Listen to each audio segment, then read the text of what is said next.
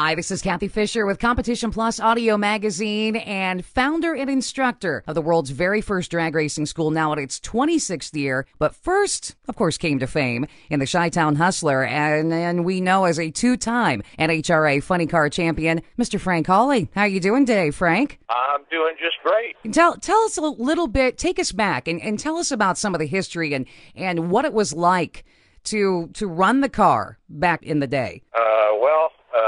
Obviously the Chi-Town Hustler dates me. Pat Minnick was the original driver with Farcona's Coil and Minnick, and they started back in the 60s, and they had a number of drivers. I actually came along in 1980, so as far as the Chi-Town career, I was the last driver that they had. So I was at the end of the Chi-Town era, and I had some big shoes to fill when I went there because they had drivers like Denny Savage and Russell Long and Pete Williams and a lot of really, really good, talented race car drivers. So, I was a little kid from Canada and had been running my alcohol funny car for years.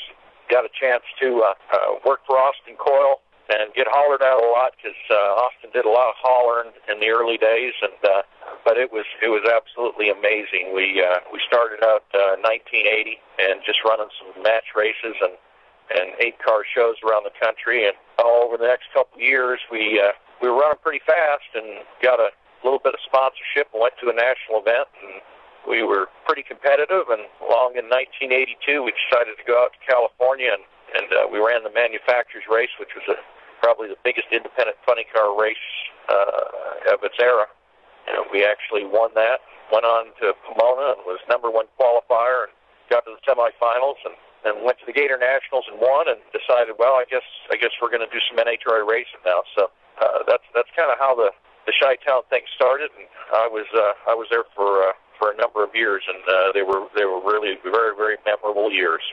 Tell us when you got back into a Nitro Funny Car here just a couple of years ago, how much had things changed from the driver's perspective? Well, I'd say a lot, and when I read some of the commentary from guys like Ron Kapp, Jack Beckman, and Del Worsham, and a few of the guys that had and Cruz Pedregon that have driven the nostalgia funny cars, and they said they're a lot different. And what I noticed from what I could remember back in the 80s driving and then getting in the new cars is the tremendous amount of downforce created by the bodies on the new funny cars make them more stable. And if you look at a funny car, it's probably not what would pop to your mind is the word stable because they smoke the tires and shake and they move all over the place, and they're by no means easy to drive.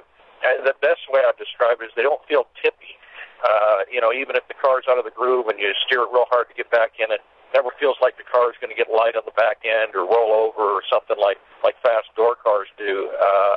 And the old funny cars weren't that stable. So I would say probably one of the biggest things, in addition to being incredibly faster, which the new cars are, the new cars, that downforce really does help the driver.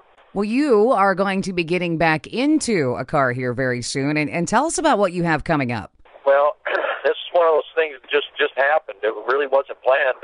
Bill Bader Jr. from Norwalk had called me last winter, and he said, we're going to run this Night of Fire race, which they've been doing for decades now, and it's, from my understanding, I think it's probably the biggest single-day drag race in the country.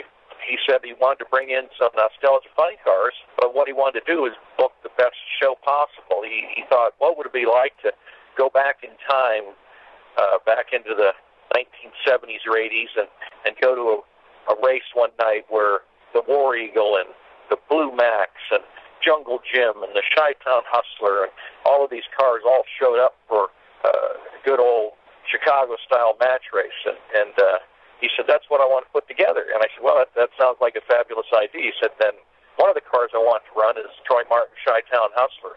I said, well, I think it's going to be a great show. He said, would you be at all interested in coming back for one night to drive that car? So my initial thought was, yeah, that'd be fun. And then I thought, well, I don't know if I fit in the car. I'm not sure what Troy thinks about this. The car's a lot different. I haven't had any practice time in it. So there were some reservations. Ultimately, over the last few months, we've put this together. I spent some time with Troy. He's just a great guy. Was very, very helpful. They changed some things on the car to fit me because I'm much smaller than he is. Boy, here we go. I'm going to jump back into the 1973 Chi-Town Hustler car, which, of course, predated me in the Nitro Funny cars. Just roll out onto the track at the night of fire, and I just hope we don't contribute to the fire part of the night of fire. Everything goes well, and we can put on a great show for the fans. Yeah, that's actually coming up at Summit Motorsports Park, which is in Norwalk, Ohio. And like you said, Frank, it is one of the, if not the largest single-day drag race in the country, and that's coming up on Saturday, August 13th. All kinds of fun things going on. I'm really looking forward to seeing the show that the Baders have put together, and you getting back in the car again. That's just an awesome opportunity. Well, yeah, and the Bader family, you know, they have a history of operating a first-class facility, taking care of the racers and their customers. I have personally not been to the Night of Fire, but I've talked to people, and all the things I've heard, just an absolutely incredible show.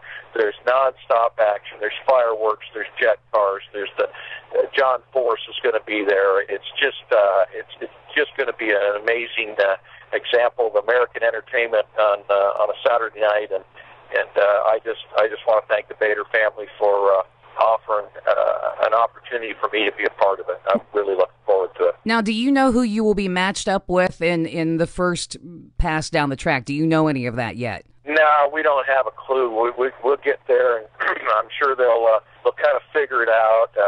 The last time I raced Chi-Town Hustler, I raced Dale Poldy in the final there, and memory serves me, we beat Poldy, so I don't know. He might be wanting to take a shot at me when we get up there.